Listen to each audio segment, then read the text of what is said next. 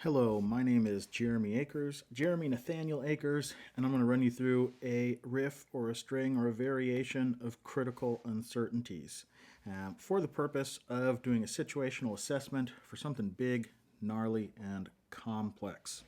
We're going to be invoking or featuring the adaptive strategy suite of tools called strategic Knotworking in liberating structures. We're going to touch on and make use of wicked questions, critical uncertainties, what, so what, now what, and we're also going to feature the accusation audit from Chris Voss of the Black Swan Group. Let's refactor this into a little bit more structure and unpack it. So again, our agenda is situational assessment, and the goal of that is making sense of something big and gnarly. What we're going to do is make a riff of critical uncertainties, and we're going to go through the basic steps of wicked questions, critical uncertainties, what, so what, now what, making use of group variations going from 1 to all, 1, 3, all, and where we can expand due to time constraints into 1, 2, 4, all. This setup at a bare bones is going to take at least an hour to do the meaningful chunk. Could be expanded to 2 hours very easily. Could be expanded to a full day if you've got the luxury, because the thing that you're working on is gnarly and hairy and deserves it. Again, we're going to invoke the adaptive strategy suite, starting with question 3 and 4, and then sort of unpacking and getting a bit of a view on questions 2 to 1. Our basic invitation that's going to organize the whole thing is how might we enable autonomy and connection at the same time, and we're going to format our AMP output into the 2x2 matrix of critical uncertainties.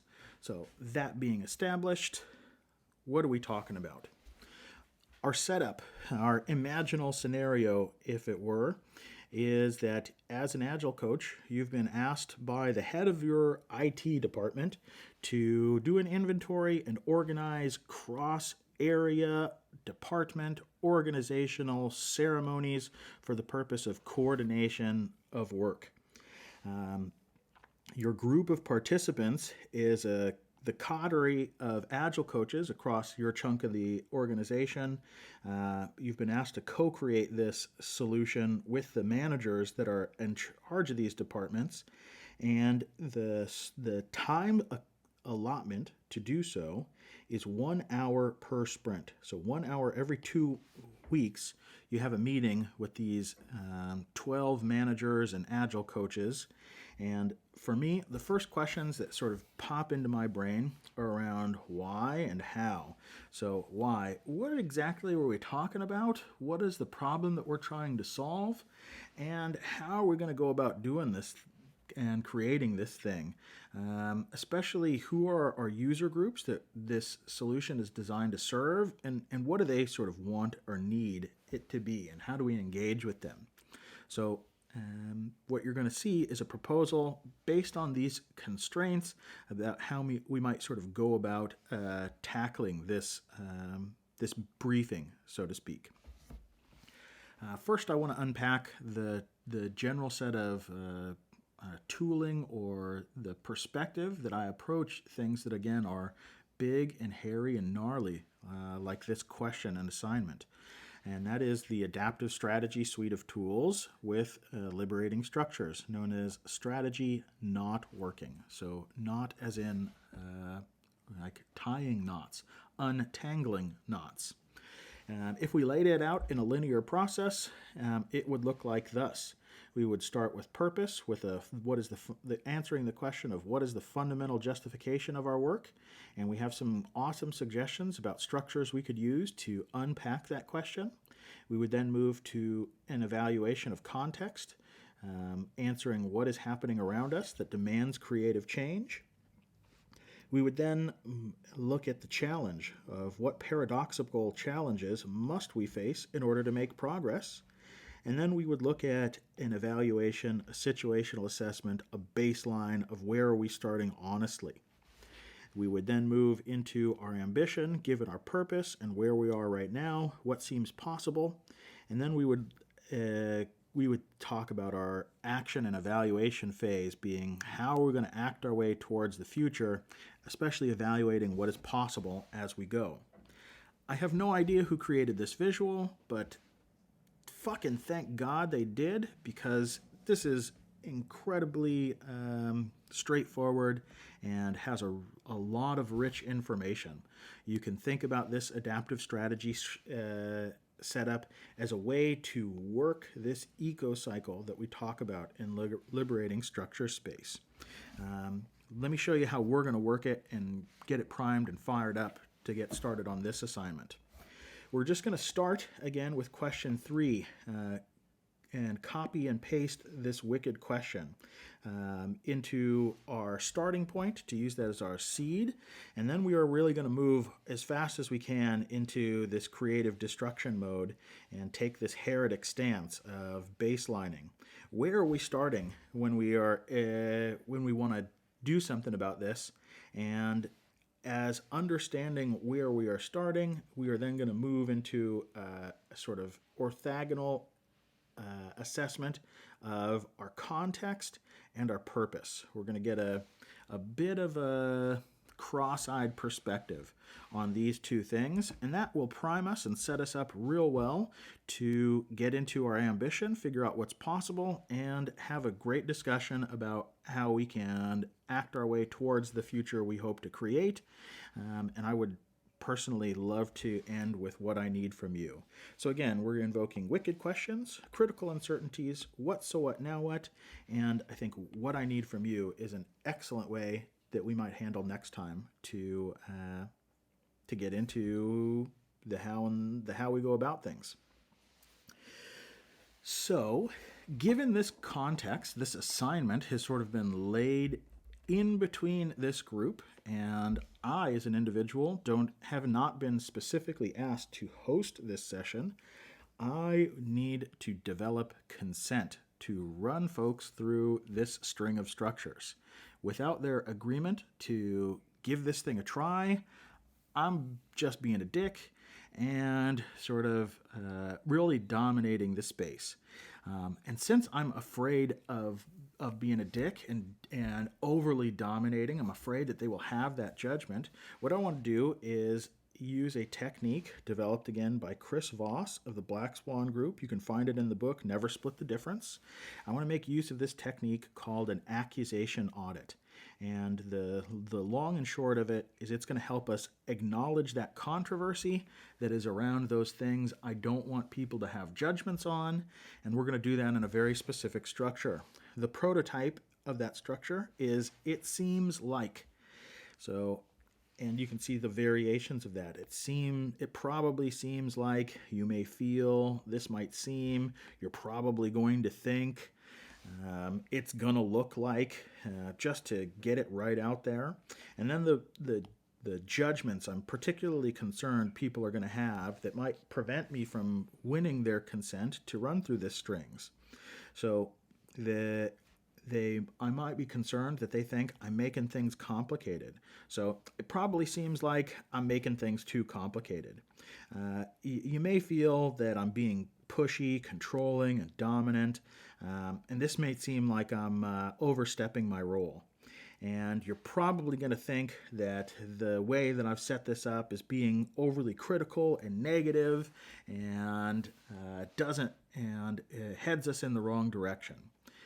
I want to remove those seeds from people's brain by addressing them directly. And no, you can't plant seeds that aren't there in people's brain, meaning that by addressing these judgments, I'm not going to put these thoughts in their head, but the thoughts that I fail to remove will take root and come back to bite me in the ass.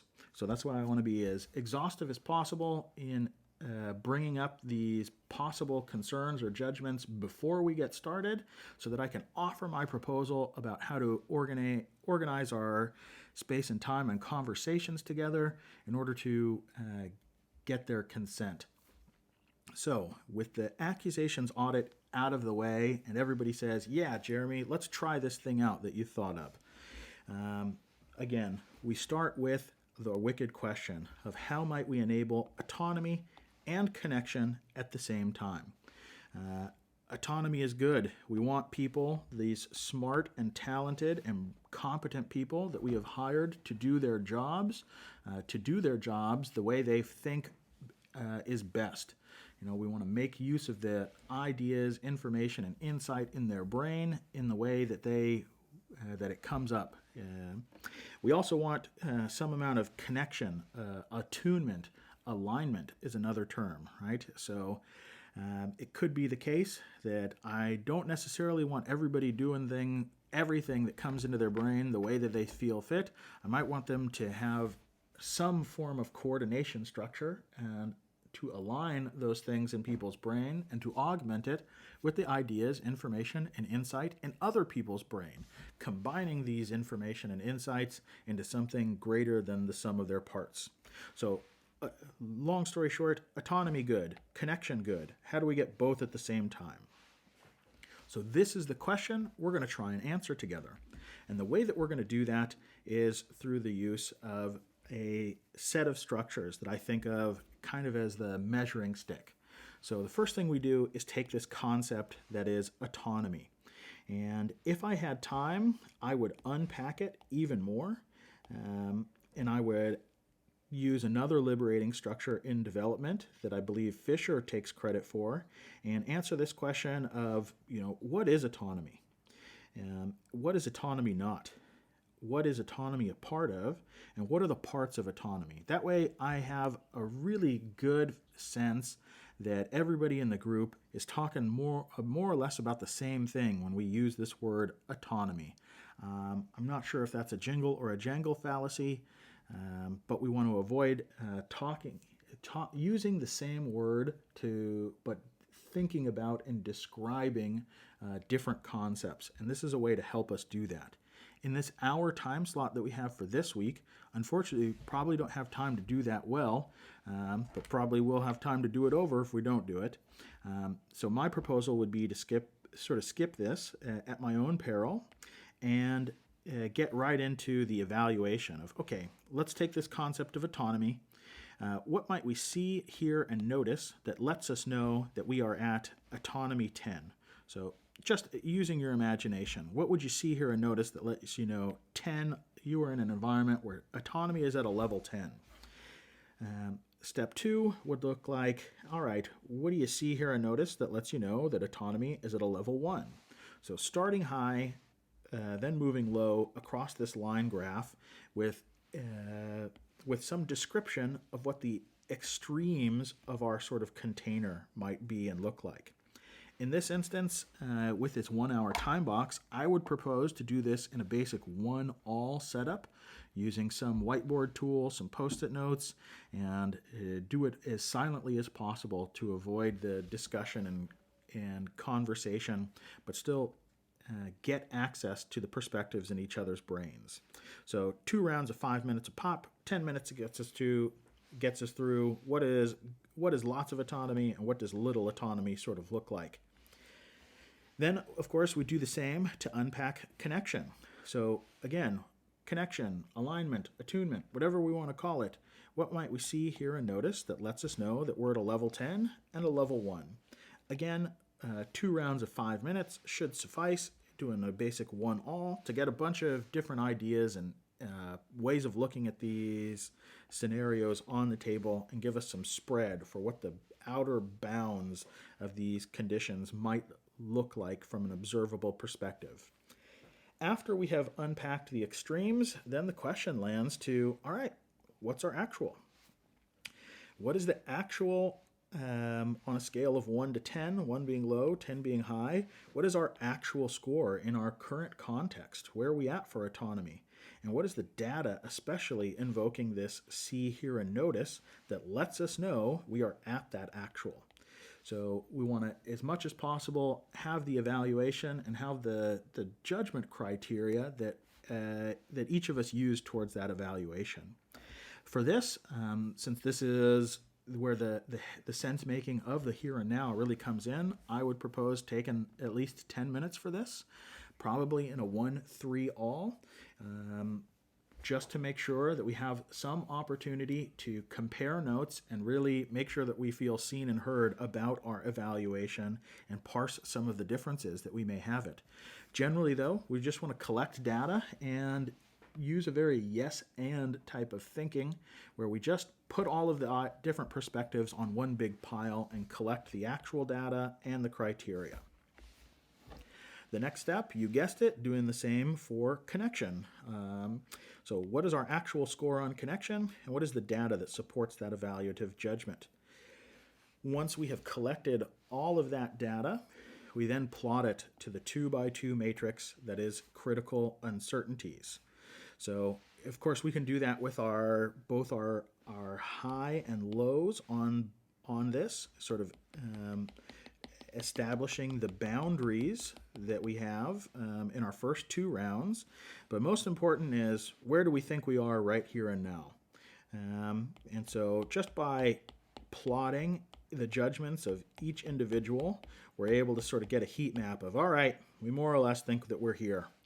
Okay, that defines our what space. That is our factual observation of the current status. And this we are doing in order to enable a broader conversation around this topic. Going back to this string of the adaptive strategy suite, we again are planting the seeds for the creative destruction round and taking a very heretic standpoint. So we really want to be exhaustive in creating a well-founded baseline that is more than just my evaluation, more than just your evaluation, but really the combination of all our evaluations so that we can figure out what we want to move away from.